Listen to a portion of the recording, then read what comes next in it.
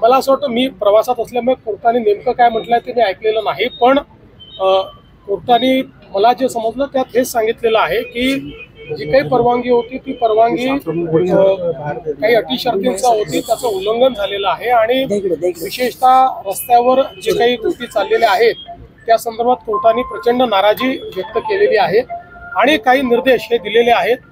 जे काही कोर्टाचे निर्देश आहेत ते पालन करणं हे प्रशासनाला क्रमप्राप्त आहे। प्रशासन कोर्टाच्या निर्देशाचं उचित पालन करेल। सर, पत्रकारांवर देखील हल्ले झालेत सर पत्रकारांवर देखील बैठकीमध्ये आम्ही सगळ्या लिगल ऑप्शनचा विचार केला, त्याच्यानंतर काही त्या ठिकाणी जे काही मार्ग काढता येतील ते मार्ग काढत असताना कायदेशीररित्या ते कोर्टात कसे टिकू शकतील या संदर्भातली काही चर्चा झालेली आहे। त्यातली काही माहिती अधिकची मागवलेली आहे।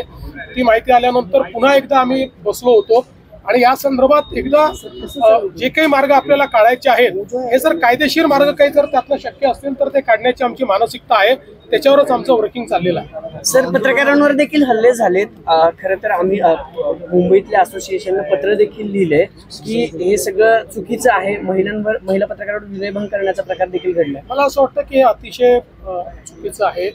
पत्रकारांवर हल्ला आणि विशेषतः महिला पत्रकारांचा विनयभंग हे कुठेतरी गालबोट लावणार आहे, कारण आपण 30 पेक्षा जास्त मराठा मोर्चे बघितलेले आहेत, त्याची शिस्त बघितलेली आहे आणि मला असं वाटतं की त्या मोर्चानंतर सरकारने सकारात्मकतेनं केलेला निर्णय देखील त्या काळातला किंवा शिंदे साहेबांच्या काळातला आपण बघितलेला आहे।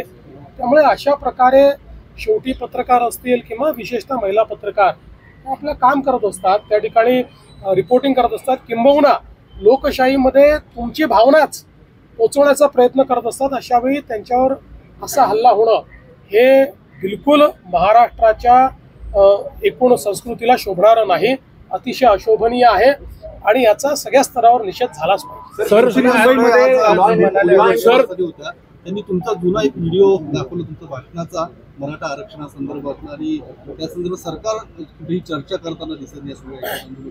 पहिल्यांदा तर असं आहे की माझी सुप्रियाताई सहित सगळ्यांना विनंती आहे की अशा प्रकारच्या सामाजिक प्रश्नावर राजकीय पोळी भाजणं हे बंद केलं पाहिजे, कारण त्यातनं आपलंच तोंड पोळतं। आणि दुसरं महत्त्वाचं लक्षात ठेवा की खरं तर हा त्यांनी स्वतःला विचारला पाहिजे प्रश्न की मराठा समाजाचे प्रश्न इतके का चिघळले आणि त्याच्यावर सोल्युशन काढलं कोणी? त्यांच्या काळात निघालं का सोल्युशन? काढलं का त्यांनी? उलट मध्ये पुन्हा 2.5 वर्षाचं सरकार होतं त्यावेळी तर एकही निर्णय मराठा समाजाच्या बाजूने त्यांनी घेतले नाहीत। जे निर्णय झाले मी घेतले, शिंदे साहेबांनी घेतला, तर पुन्हा आमचं सरकार त्या ठिकाणी घेत आहे। त्यामुळे मला असं वाटतं की आपली राजकीय पोळी भाजणं त्यांनी बंद केलं।